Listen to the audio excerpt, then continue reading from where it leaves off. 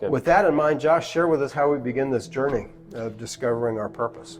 Yeah, we like to keep it simple, right, Paul? We're not always great at that. I'm not smart enough to get complicated, so I don't know. So we really just broken it down to a simple formula of how to discover your purpose, and that's passions plus strengths. So if we can understand our passions, what lights us up, then all of a sudden we take it over and go, oh, I have these strengths as well. You're on the road, if not already there, to finding your purpose. Strengths plus passions equals purpose. And so all we're going to do here today is unpack both of those words. You say, well, that's simple. The phrase is simple, but what does that even mean, or what are mine? It's so simple we can miss it, right? They're right. really profound words. So. Yeah. So let's start with the passion. That what we've discovered is there's about 3 questions that we like to ask people to help uncover some of their passions. Really, the questions we asked ourselves originally to find out what our passion was. And one of those is, what do I sing about? So maybe you like to sing in the shower. You want to sing for us? We're not going to go there. We're not going to go there. But sometimes we sing in the shower, in the car. Some of you maybe even sing professionally. Who knows? Yeah. But there are things that just light us up. They make us want to get out of bed in the morning.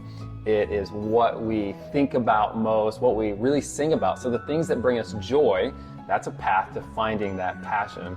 And then that second question is, what makes us cry? So what do you cry about? Which, if you're not in touch with those emotions as much, it can be hard to determine that. But I think it's such an important question because it really gets to the heart of who we are, what bothers us about society, what excites us about society. All of those things can be things that we cry about. And so that question really gets to the heart of what is our passion. And that third question, some of you, I don't know how much you guys dream, but I know I tend to be a dreamer, and I don't mean at night when I'm sleeping. I like to envision, this world that an ideal world. And so what do we dream about? What do you dream about? Because that really takes you to, once again, what is your passion? What lights you up is what you're dreaming about. Yeah, and, so true. And what do you want to see the world? How do you want to see the world? And how can I be a part of that is kind of what we're talking about. So, yeah, you know what's amazing about that thing? I dare anybody to look around at anything that was invented and think that came about accidentally. Now, there may have been some accidents that led to it, but it all started with somebody's dream or imagination. So I don't care how young we are, I don't care how old we are, we're never too young and we're never too old to have that imagination and those dreams running. Yeah, it's important. Yeah. It's what fuels us. And if you can determine, think about, write down, I think journaling, this is important. These 3 questions are great to journal about. Take some time, think about it, pause the video now or do it afterwards. And Paul actually has a tool for us. It's a simple page that is like describing these questions. So run us through that a little bit, Paul. I will. And these exercises are so simple. They're designed that way. They're not going to be super duper time consuming, at least, this might take a little bit of time. I don't want you to rush through it. But so the first handout is basically these 3 questions to determine your passion. And as I mentioned earlier, you can find the handout in the notes, and it'll also be up on the screen here as well. So in essence, what I want you to do is take the time to really reflect on what are the things that make us sing. What are the things that put life into us versus suck the life out of us? That's, those are those kind of things. So sitting here talking with you, man, it doesn't make me want to sing, but you know what I'm saying? It pumps me up. Talking with people about their lives and what they want out of life. Man, I sing about that and, cry about people that are lost, people that don't know what they're doing. They're just kind of bouncing their way, meandering through life. And then, man, even at my age, I'm still dreaming about a better future. How can I make this world a better place? How can I impact somebody else for their good? I dream about those things, and it's great. So, but those things maybe you're one of those kind of people. I'm talking to the folks out there, you may be the same way. I'm not. Things just don't pop into my head quickly. I really have to think about them a lot. So for those of you that, some of you may already have an answer on the tip of your tongue, go ahead and go for it. If others of you need to take the time to sit there and be still, that's a dirty word. Yeah, Paul. it's not a word. Yeah, I mean, I won't say meditate because that, I mean, that's. But listen, there's some great strength and power in silence. So take some time, whatever time you need, to begin this process of answering these 3 questions. What do I sing about? What do I cry about? And what do I dream about? And then, again, I would encourage you to find somebody that you're close to, care about, that you trust, and share those. Somebody that's safe, because listen, not everybody builds us up, right? That's right. So we can do that. So that's where we're at on those 3 questions in this particular exercise.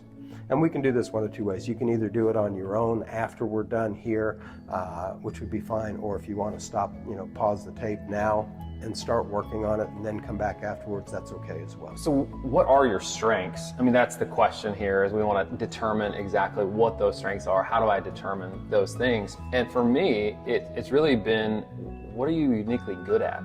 That question to me helps uncover what I can do, maybe a little bit better than other people, and all of a sudden that's a portal to going, hey, there's something there. And I would say that sometimes you don't even know it, because maybe you just grew up with a certain skill, or in the classroom you excelled in something that no one else did, and you kind of took it for granted. We can take our strengths for granted sometimes.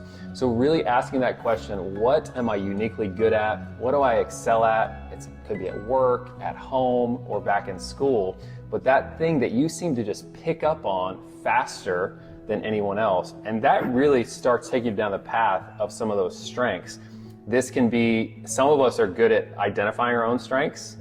Others of us aren't so good, which Paul has a tool for us here in just a second on that.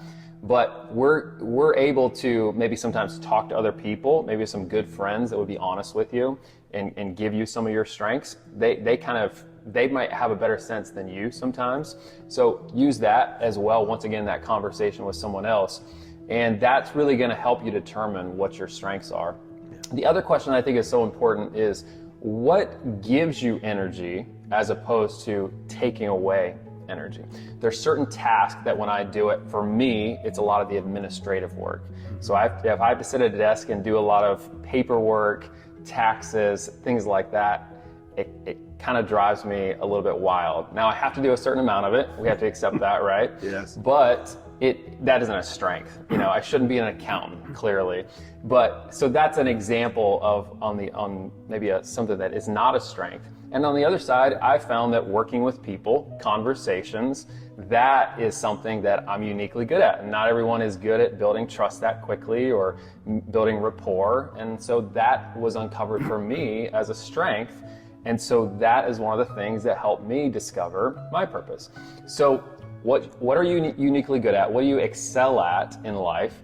And then the second question is, what gives you energy? What gives you that passion and lights you up, as opposed to the thing that is draining your energy? And you're on the path to finding your strengths. Okay, great points, great lead into all of that, man. I find myself wanting to go back, because I've done strength exercises with clients before, and I've yet to engage with somebody about strengths to where they're not just kind of taken aback and it's like somebody hit them and they're going, I don't know. So as Josh was saying, listen, no false humility here, okay? We're raised with, we need to be humble, we don't want to be tooting our own horns and everything, but when we're looking for strength, I really want to encourage everybody, be honest with yourself. I mean, if you see something as a strength, you're not bragging about it, you're not being boastful or obnoxious or any of that sort of thing. Put it down, because that's what we're looking for. And as you also mentioned, because oftentimes I find it's easier for other people to see the strengths in us than it is for us to see them. So if you do have somebody that you trust, if you're struggling to come up with some of them, find somebody, and I really stress the trust thing, because a lot of people are, not that way. Yeah. I mean, I don't mean that in a mean-spirited way. It's just the truth. So find somebody who can either help you to uncover them or confirm them. And then, as you were saying, yeah, most definitely, I'm in the same boat as you are. I mean, administrative stuff sucks the life out of me. I've gotten good at it over the years because I've had to, but I'd much rather be sitting here talking with you, drinking coffee, than I would be working on some spreadsheet somewhere. But so the point is, all the experts say, once we find these strengths, we want to be working in those areas of strength 70 to 85% of our time. It's good to know. Yeah, we can manage the weaknesses, but we want to live in our strength. So I'm going to share this handout with you, strengths and weaknesses handout. Again, it should show up on your screen. If not, it'll be in the notes section. You can pull it up, and essentially you're going to notice two columns. There's going to be a strengths column and there's going to be a weakness column, and to the left, there's going to be a list of qualities, strength qualities and weakness qualities on each side of the page. So what I want everybody to do is to take that page. There's a small box to the left of each of the descriptors for a check mark. First order of business is to place a check mark by each one of those descriptors that you consider to be a strength. In fact, I've got, let me just pull this up. So for example, for me, I'm extremely optimistic. I mean, I'm the eternal optimist.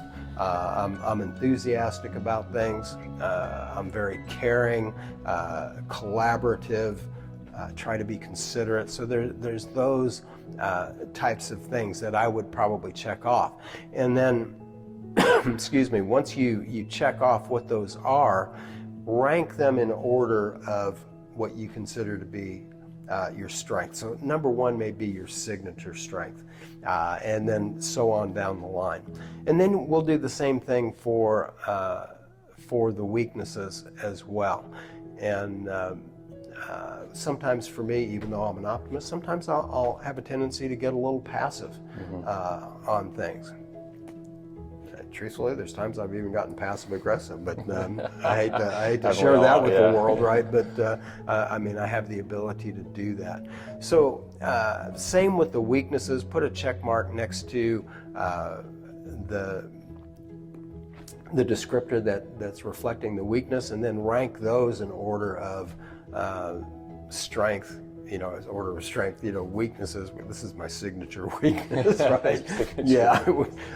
Number one. Yeah, and go from there. Now you'll notice on the bottom of page 2, there's plenty of room. If you find other strengths or weaknesses that you may have that aren't listed on here, because it's going to be impossible to put everything on there, feel free to write them down yourself. Or if your friends or family offer you some insights, you might want to put those down there as well. This is just a tool for each one of us to use to try to help figure out what's going on. Absolutely. It's a simple tool.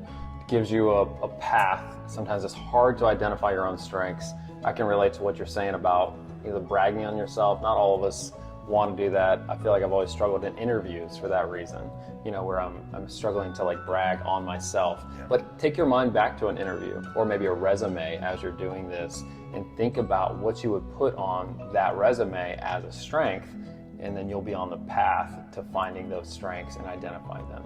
I think that's a great observation, because I've interviewed hundreds of people for my work, and I can't think of one interview where somebody didn't pose the question, what do you consider to be your greatest strength, and what do you consider to be your greatest weakness?